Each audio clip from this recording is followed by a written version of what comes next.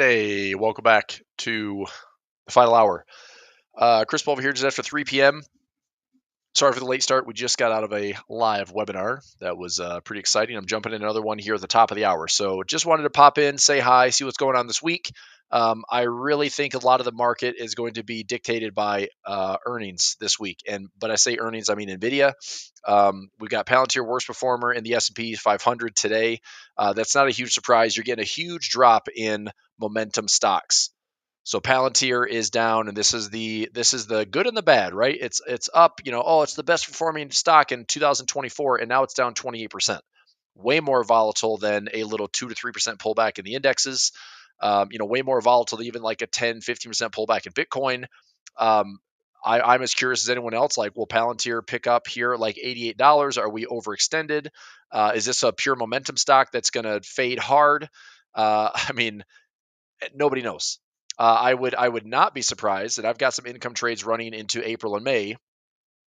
If I'm looking at a dollar cost average position for Palantir, I wouldn't be offended if the market wanted to pull back to like $50 or $45. I wonder if, again, if we have high, low, lower, high, lower, low, do we start dollar cost averaging here? Do you scoop up like this next like bounce?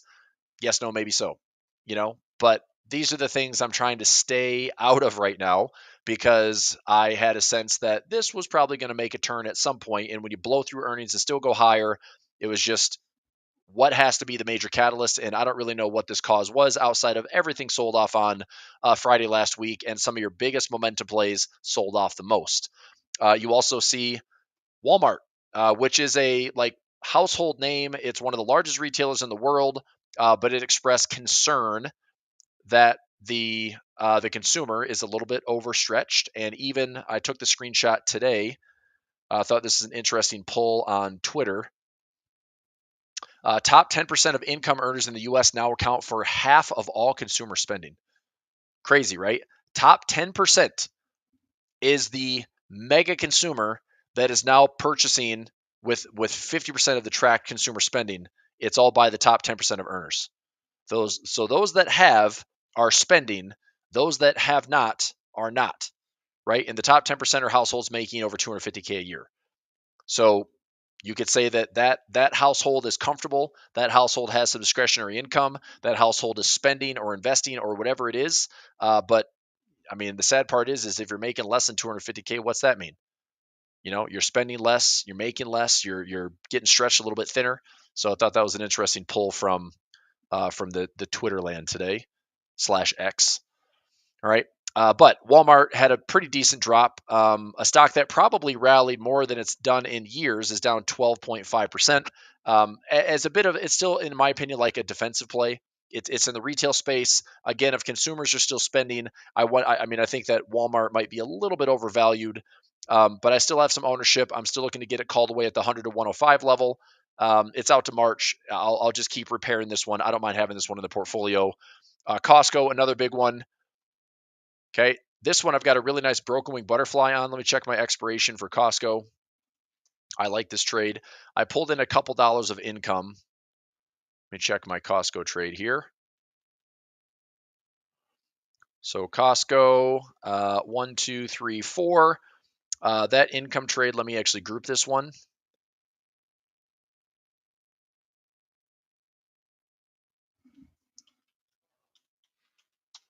Okay, so that trade cost me, it was a credit that I pulled in for $1.15, and I also have a profit trap of $5. So by the time we go into this week's trading, is Costco going to be able to get up to all-time highs? And my answer is probably not. If I look at the options chain, we're probably fine on Costco out to this week. The odds of getting up to 10.95 is about a 3% chance. So, anything can happen, but the nice part is if the stock were to jump to that high, I actually have a profit trap that should look something like this. This is live price at 10.36. So this is live price at 10.36. This is the $1.15 that I pulled in credit, and then I have a profit trap up here with my risk on the other side. So I've got all this space from 10.36 sideways or down or up a little or even up to my 1100 level. This trade starts to rip up at 1090, okay, or 1095 rather. It's 1095. So 1095 to 1100 to then my risk comes in around 11. This risk would start to sink in around 1106. That's where my risk sets in. So the odds of getting to 1106 is probably single digits this week. But the nice thing is because of the expiration factor on Friday, if price were to go up, I actually get a nice little profit trap that may pay me before having to wait all the way to expiration on Friday. Okay, so that's looking pretty good. Walmart protecting. Nike's had a pretty nice squeeze to the upside. Home Depot has earnings this week. It's going to be tomorrow morning, actually. I'm just going to be more of a spectator. I think, like I said, I mean, this one is down. Lowe's is down with earnings also this week. So we've got, I don't know. I think this is a pretty good spot. I mean, if I'm looking for a longer term trend, I would just wait for this trend line to break. If we have some dynamic support levels, I mean, you come back to this instrument again, like I don't really want to be a big stock picker this year. I'd rather trade the indexes and be, agile with the indexes. So my point is, I don't think that I want to touch this thing. I get that this like 5-period yearly pivot could be bullish. It's been in a bull market for a while. And maybe that's like I'll take a stab here. If we have a drop in here, I'll take a stab at it. But I have a feeling they might be concerned with the consumer as well, and we might have a bigger range, right? Maybe this comes down to like these 2022 levels here, right? And if that's the case, like I think this is a bit of a bargain. I can do some income trading. I probably don't want to own Home Depot or Lowe's at $380 or $237. But would I consider like a ratio spread and having some type of capital out there for maybe $2-3 of income? Would I own it if I had to? Sure. Do I want to? No. But I think there's room to at least pay attention. So with earnings this week, I'll watch them. MasterCard sitting up near the all-time highs. But as the consumer gets stretched a little bit, I don't know if that's going to be a helpful thing, because if more consumers default, it's probably better for MasterCard and Visa, honestly. I mean, it's not good that they default. Obviously, bankruptcy is a huge problem. But if like they find ways to negotiate down, or people still pay and people are still living on credit, like they make points on that. And when you're doing, interest rates at 24 to 28%, you are gouging people that have any type of outstanding credit card debt. And the companies, honestly, like it seems pretty predatory, but they can make some money, you know. So we'll see. Amex is down a decent amount, which is interesting because this would kind of represent the healthier consumer out there. I'm just going to look for Amex, and this is a pretty good bar count, but AXP is overstretched to about 315 bars. I think a good spot to look on this would be, I mean, could I do something in like the 270 zone? Maybe. Let me check what this one is. So AXP trading at a 40 IV rank. I think we already had earnings on this one. We did, and they were positive. Is there enough of an IV here to do like a 270, 260? Maybe. Let me see what I can look at here. I might do some of my portfolio margin accounts only, but let's go to April or May. Let's go May. Let's go out. I'm going to go April and May. Check these prices here. 52 days out. It's not that far. I like kind of the 260 to 250 zone. So if I had to own it, I'd probably do something like this. So if I did a ratio spread, I get 63 cents of income, which I don't love that at all. Let me take this down. I think that because the points are 10 wide, this makes it a little bit tougher for me. But if I did that, I don't love it. If I did that, I don't love it. 270 by 260, that's 10 wide. Let me delete this. I'll get to Bitcoin there. I see your comment there, Kumar. Yep, I'll go Bitcoin in a sec. Let's go 270 by 260. So I get about $1 on the income trade if I do a ratio spread. Buying power wise isn't a crazy amount. Would I be willing to own this account, this account, this account? Willing to own some AXP to repair it? Yes. What's a 30-day covered call if I had to repair it? Not bad. I mean, I can get like $7 to $10 for an at the money call, which is doable. I think that's a fair repair. The nice thing is if I did take any ownership or had to take any ownership, That is 95 cents income with a nice percentage of profit or probability of profit. Max profit would be about, I mean, I could still somehow benefit from this thing. So if I'm not assigned at 260, but if I know the break even, 260 is my assignment, minus 10, minus $1.12. I mean, I'd own AXP at 248. Okay, I'd own it at 248.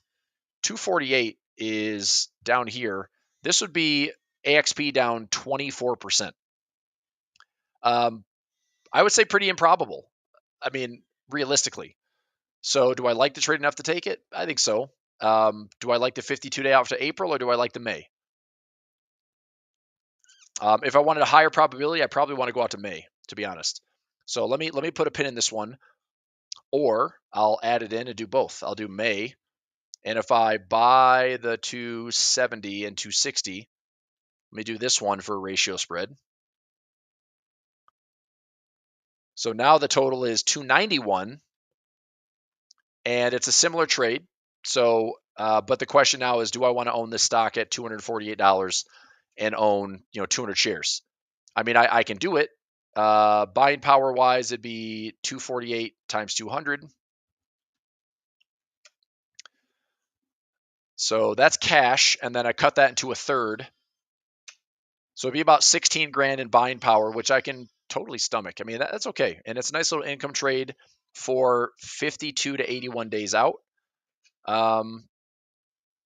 It's not bad. 260 be my line in the sand, which is below the 200 moving average. I kind of like the trade.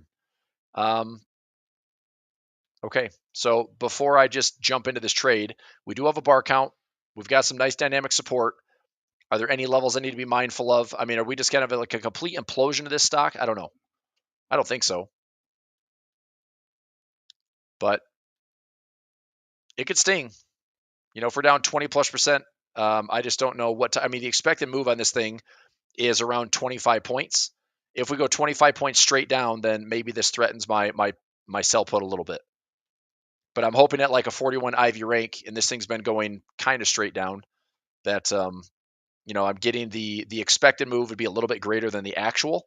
And so maybe we only go down to like the 280 to 270 zone. I keep this out of the way.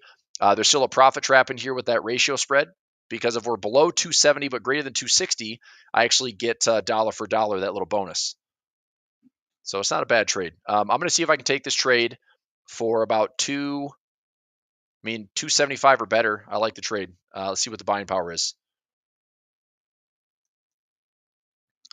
So portfolio margin accounts 2168. Get about 10% return on buying power, which isn't bad. Let's try it. 285. 285 not filling. I'm going to try 280 real quick. Got filled for 280. Okay, I'll take it.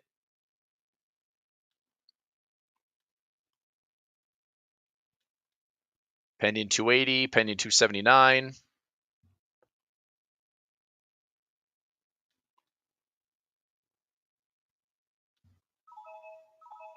$278.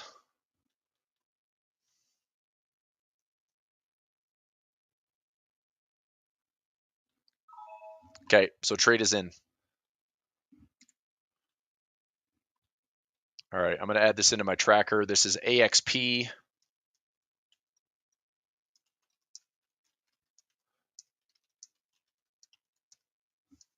Okay, so I'm putting that trade in. That is a April 17 expiration.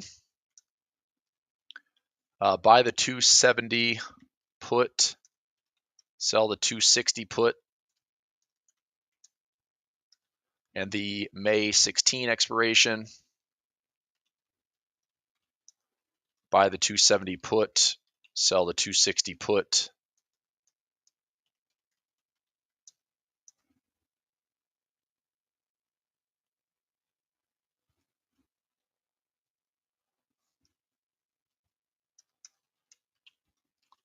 Total credit was 278 to 280.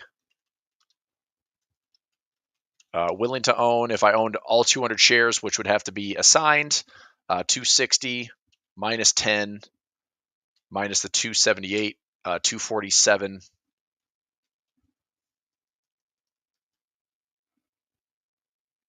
Actually, that's not true. Because it's, well, if I took all 200 shares, if I own 200 shares, it'd be willing to own 247.22 on 200 shares. Okay, so that trades in. I like it. There's some flexibility there. I need price to basically stay above 260. Let me set 260. This would be my ratio spread sell put. So a little flexibility there, which is nice. Johnson & Johnson, this is healthcare. I've got a naked put or cash secure put at 140. That's looking good. Progressives up to fresh highs again. Chubb is doing fine with an income trade down here into May. Palantir dropping like crazy. I'll look at dollar cost average in this one. If we come back in the 50s, I'm interested in Palantir again. Carvana, another momentum stock that's just fading hard. This thing was a nice little news breakers earnings play that I did last week. It's down 28, almost 29% since the peak. We've got earnings this week on Zoom. This is out the 26th. I'm actually going to look at pricing this one out for Salesforce. I said Zoom, I meant Salesforce. Redfin. This is Zillow, XLC. Those are all sector plays. All right. Anything in the sectors that I like? XLY is discretionary. Maybe see a hit on that one. Staples is actually up. Consumer staples have been doing really, really well compared to discretionary. Energy still choppy. I've got some cash secured puts on energy as a diversifier. That one's out to March. Financials, I'd love to see a pullback on financials. This might be my kind of overall concern is one of the better performing sectors still looking to have a correction down about 8 to 9%. Another one like sector wise, I mean, if we came back down 8, 9% and we come back to highs, that's a sector performance of maybe 12% if you time it well. But financial should be pretty stable. I just don't know if we're going to have a correction first. This is healthcare. I think healthcare is looking pretty darn good. But I mean, my exposure is Johnson & Johnson pretty much. I'm not doing a lot of sector stuff there. Industrial, maybe some support. Couple. I don't know. This is a lot of potential support around this 200 moving average, and then all the way back down to this previous low. And this is a 5-period yearly moving average. That's a lot of potential ugliness. I don't think we're going to get there necessarily, but I'd at least like to see a close below and a close above before I get long. But maybe industrial would be that play. I think it's just, all this spending, all this need in order to build out like AI growth or build out like energy efficiency or energy growth for that matter. I do think industrial is going to have to be one of the beneficiaries. It's just how do you time it? How do you play it? Okay. Basic materials. I'm going to wait for this one to come down and test if it, I'm actually going to put a chart alarm here. Let's go add indicator there. Real estate, probably going to stay out of that one for right now. XLK is tech. This one's dropping pretty hard. I'm going to stay out of this one for right now. And then XLU is utilities. A lot of dividend plays on utilities. Low volatility. Upside downside is going to be pretty minimal. I mean, it's more of like a place to hide out than it is to make a bunch of money. Okay, gold, silver, Bitcoin. Let's talk that. Equal weight S&P. I like this a lot, actually. Equal weight S&P pulling back towards the 200 moving average. If we get it, that'd be a great spot to buy in. Equal weight NASDAQ. I like this stock a lot as well. Did we pull back into the 200 moving average? I already did an allocation there around $90. Recent highs at 98. I'd obviously like to see equal weighted, like this broadening out would be two things. Either we broaden out to the downside where things that have had all this momentum and all this upside are going to be losing and shedding some of the gains, and money's going to be distributed elsewhere into a little bit less risk or something that could hopefully rotate and perform better. So I think the equal weight is going to be a good diversifier this year. The Dow, if we pull back to the red line, which is my 200 moving average, I'm adding to the Dow. Russell, stand out of this for right now, although I do see this as an opportunity to bounce. But full transparency, I'd rather trade IWY, IWX to get a little bit more of the cream of the crop of the small caps. And IWY is growth, and you can see that growth is behaving a little bit differently than value.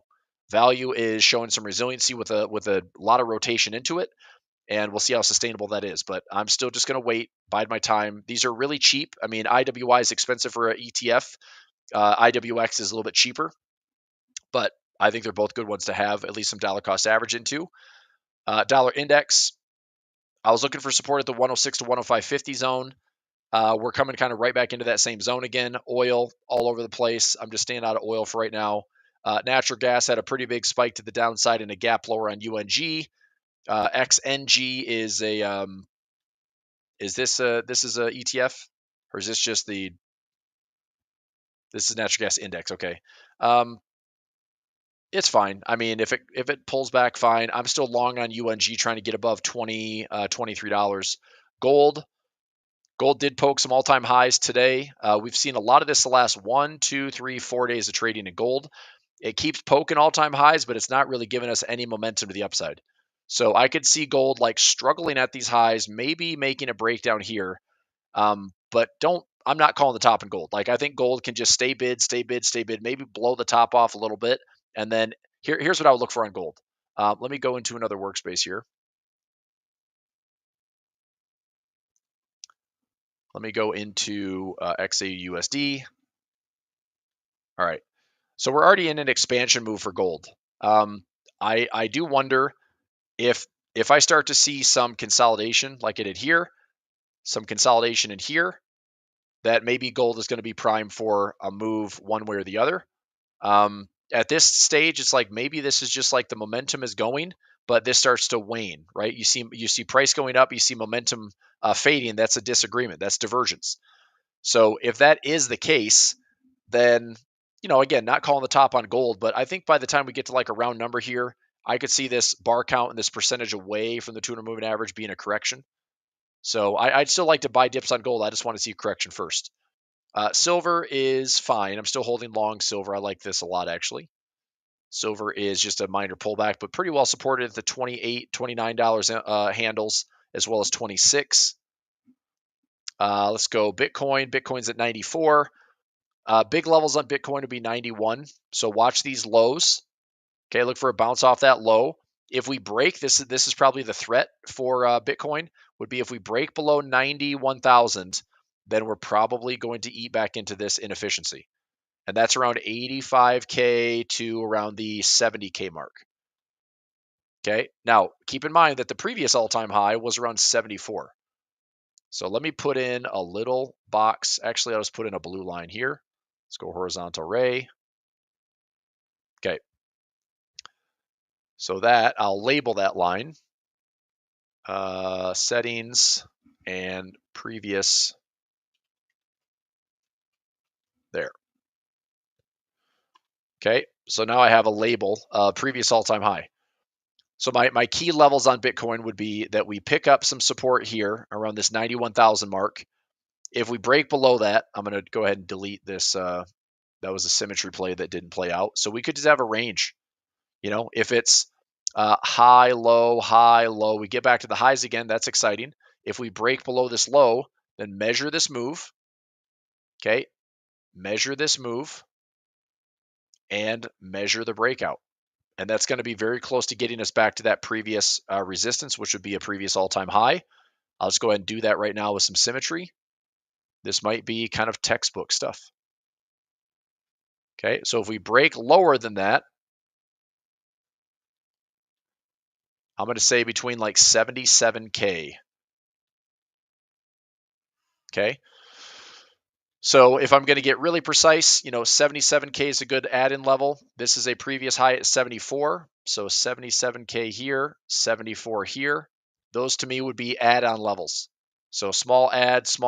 If you want to add at 91, again, small add if it's going to be sideways. So I still like Bitcoin. I just don't know if look, Bitcoin has been a really strong correlator with global liquidity. If we continue to see tightening, which we really shouldn't, like I think China is still lifting M2, U.S. is still adding to M2. I mean the Fed's balance sheet is shrinking a little bit, but I mean if M2 is growing, like this is going to follow global liquidity, and I think this is a major diversifier now globally. But is it immune to a drawdown in the markets? Is it immune to a sell-off in the markets? Not even close. Like this is probably one of the bigger like risk on instruments. And if things are going to safe havens, like Bitcoin's probably not going to go up. Bitcoin's probably going to sell off. And I've got a couple levels that I want to just track. Okay. All right. So BITO, IBIT, just watching. MicroStrategy down to 288. I'm going to look at maybe a play. Let me do like a 255 here. I've got a collar trade on 55. Look to protect long put.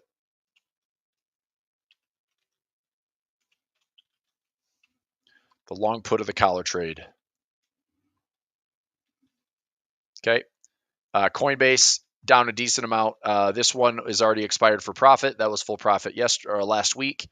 This one's out to March. This one's out to April. I'll keep an eye on this one as long as we stay above 195, which is a little threatening. 195 is not that far away. Hopefully we'll have a bounce right around this 200 moving average. Hopefully. So if there is some decent support in here, and here, and here, this is also a stock that, if I get supported, could be pretty easy to repair. Even like a, 14 to 30 day covered call could probably pay $5, $10, $15, $20. Let's actually take a quick peek at that.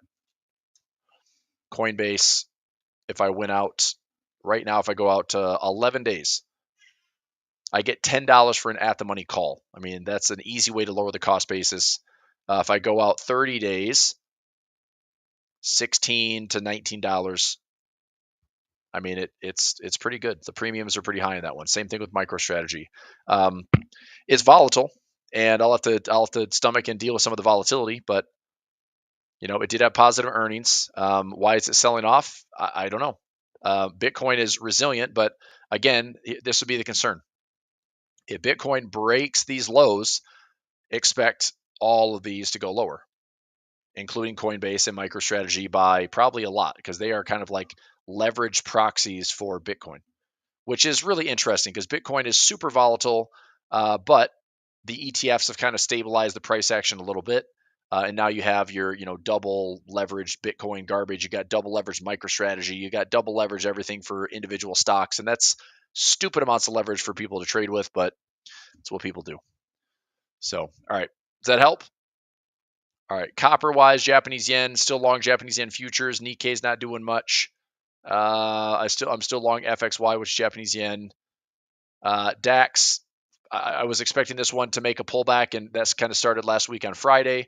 I think there's a lot of room for a potential pullback trade. I just don't know. I don't know how ugly it gets, right? Does this just go sideways? Is it go sideways and then start to like roll over? Maybe it does, and we can buy some dips. The way I'm trading this one is I just put in some puts on FEZ. So I'm looking to try to get some pullbacks, and my trade is down to like 47 or $48 on FEZ. FTSE staying out of this one for right now, but previous resistance, there's some good levels. Previous resistance, pull back into the dynamic support levels. That could be decent. Argentina still sideways. I mean, it could be a bull flag, but I hope we get a bounce here. I hope it's a bull flag and a bounce off the 200, and then this thing just picks right back up where it left off. Could be wishful thinking, maybe. China hit the highs in September, pulling back a little bit. Hopefully, this would be very disappointing if China just does something like this. We have a high, we have a low, and right now we have about a halfway point.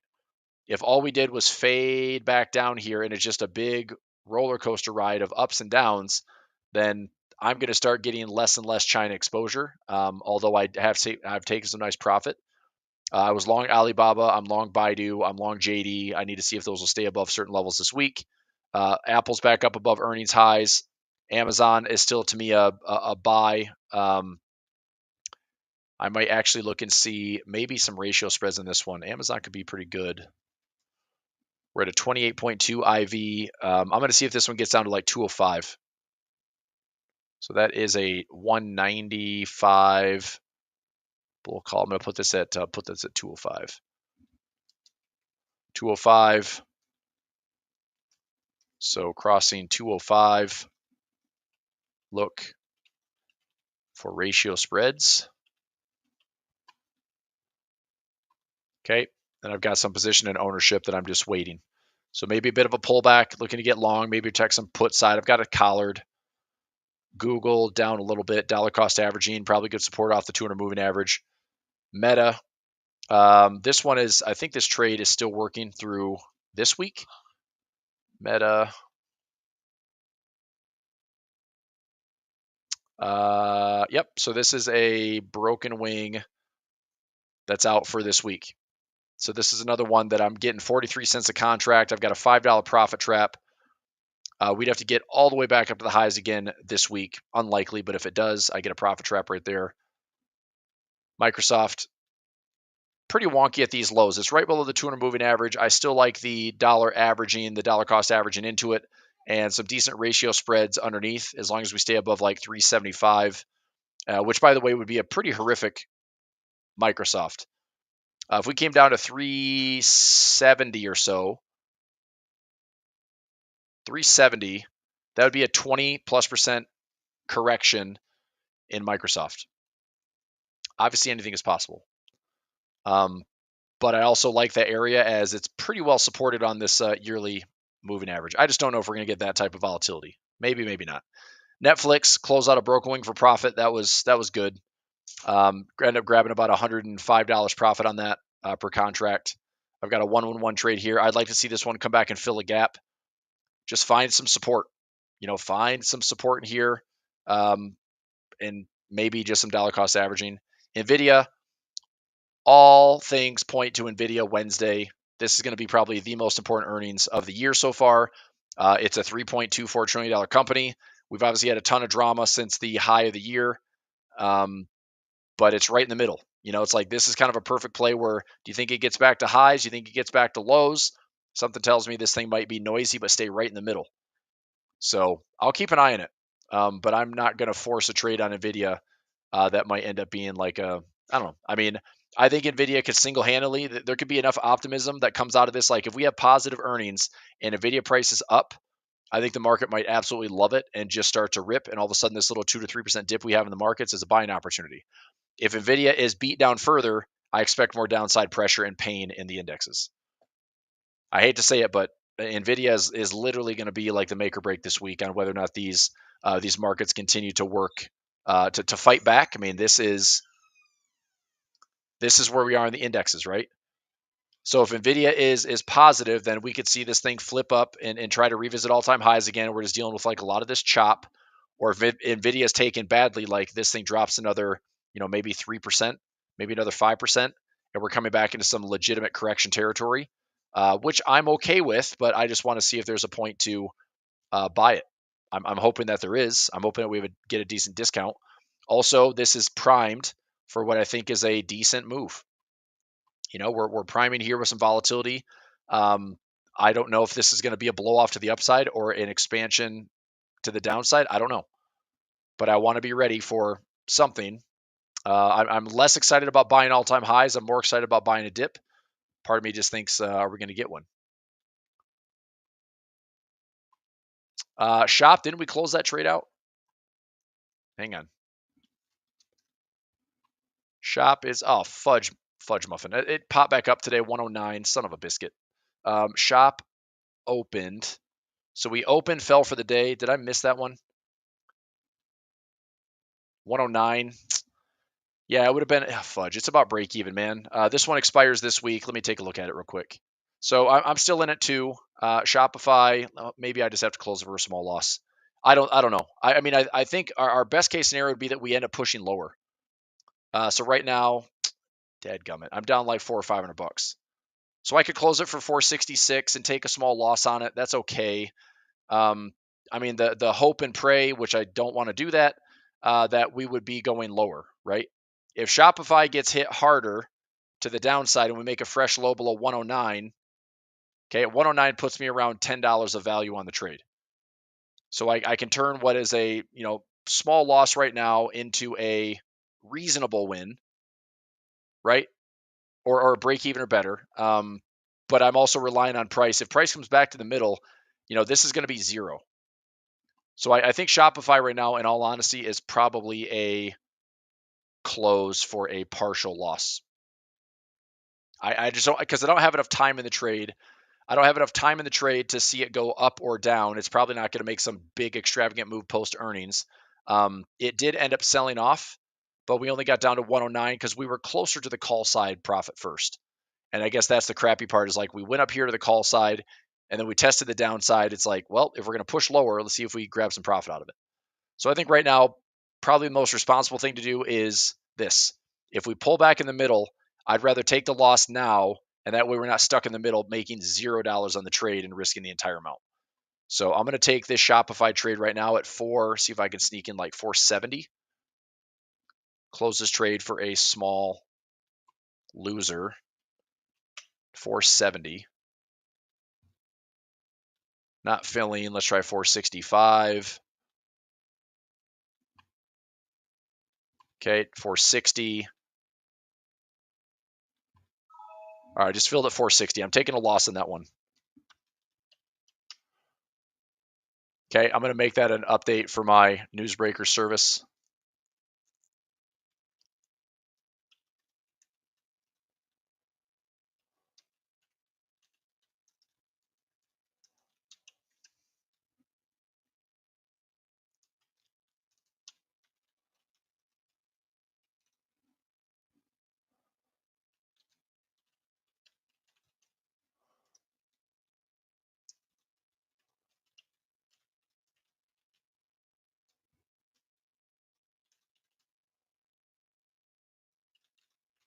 So the bullish side is unlikely to hit profit by 228 expiration. I'm doing the responsible thing and closing for a manageable loss to prevent the 1134 debit to turn to 0 by end of week if price isn't moving enough. Okay. So thanks for bringing that up. Yeah, John, thanks for bringing that up. I'm taking that loss on Shopify. So that is equals 4.60 minus 1134 divided by 1134, 59.4%. It's manageable. I mean, we had winners 38.5, 70.9, 74.6, 36, 24.5, 53, 58%, 38, 37%, 20%, 104%. And then on Wayfair and Toast, I took profit on those this morning. So those are winners. I just have to do the math. So it's not bad. I think it's just doing the responsible thing and taking a small loss.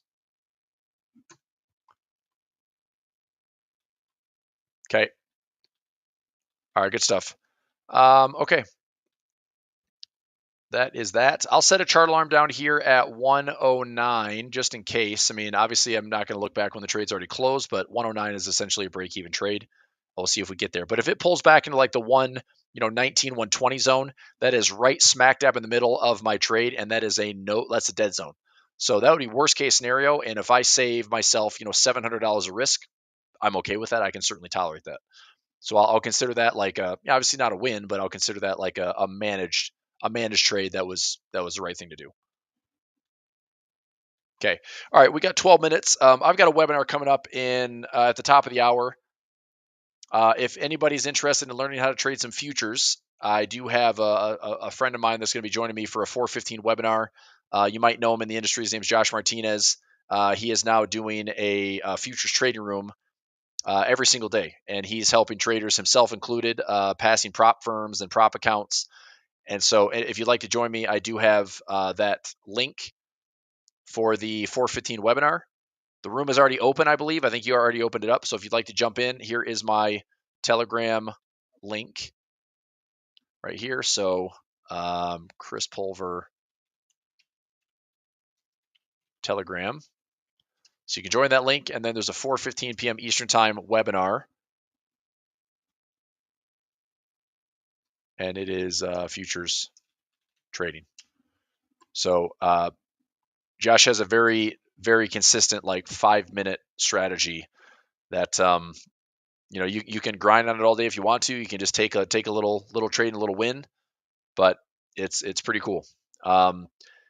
I personally don't have I haven't had the time, nor do I really have the time with as busy as I am with my services and portfolio management that I don't have the privilege of just staring at one asset for the morning. I wish that I did, but I've also built this portfolio up over the last 20 years, and probably important that I manage that instead of just throw it all away to manage a day trading account. But I do know that traders that are in the space of day trading and wanting some extra income, passing prop accounts, trading other people's money, like that's a nice way to do it when you're funded. There's obviously rules and restrictions and requirements, like you can only have a certain percent drawdown. Some are as little as 6%, some are as much as 10%. But you're looking to move the needle and show some gains, and if you do that, then you get more funding and get paid. And there's like an 80-20 split, so it's a very exciting place to be in the trading world right now. Is if you're trading prop accounts in forex or trading prop accounts in futures and you're doing it with some success, I think that's pretty exciting. So it just why would you want to put 25 to 100 grand of your own capital on the line when you could have $20,000 in yeah, I've got to manage it the right way, but if you take the same type of risk, but it's like not your real capital, it's real money, third party funded money. But I think that's a good way to consider, like, if you want to really give this trading thing a go, it's good. So that's what the service is. Josh will be talking about it here at the top of the hour around 4:15 p.m. Eastern time. Cool. All right, so you can jump into Telegram and join there if you like. I am going to let the day do its thing. Right now, markets are starting to push back down towards some fresh intraday lows. Here is SPX kind of winding down for the day. Ended up taking one loser this morning and then two winners today. So 2 for 3 on the day, which I'm at a small loss on the week so far, just to kick things off. It was a bit of a wild, kind of a wild Monday. But again, I think a lot of this is going to be based on what's earnings going to do after market Wednesday for Nvidia. Are we coming down to breach lows? Is this market going to continue to push lower? Are we getting this bigger unwinding? Yes, no, maybe so. Right? I mean, is it going to be a directional day that takes out this previous low from the early part of the month? Maybe. Right? Or do we find a bottom here, like bear trap this thing and then rip back up to the highs, and traders are just left like volatility going all over the place and head spinning? The market takes out a low and then goes higher, takes out a high, then goes lower. That could be what the normal is, right? So, all right. That being said, I'm going to take just a small breather, jump into that webinar at the top of the hour. Love to see you join. And if you do, let me know. If you do jump into that webinar, let us know. There's going to be an active chat, so you can pop in, say hi, and I'll wrap it up here for the final hour. This week's schedule, the only thing that might be different for me on Wednesday is I do have a doctor's appointment on Wednesday for the little baby, and I might have to bounce out, and I won't be live today, but I will be posting a premiere video at 3 p.m. anyway. So look for a video update from me for the final hour on Wednesday. That'll just post on my YouTube channel and the other socials, and then everything else should be business as usual. Tuesday, Thursday, and Friday, business as usual. Okay. All right. If you're here and you're subscribed to the channel, great. Appreciate you being here. If you're not, and you're checking this out for the first time, live or archive recording or on the channel, youtube.com/Chris Pulver and youtube.com/Financial Wars. Nice to be here, just posting some content day in, day out, here to help some traders. Okay. Thanks a lot, everybody. Have a good rest of the day, and jump into that 4 o'clock webinar. It'll be myself and Josh. Looking forward to it. All right. See you. Bye.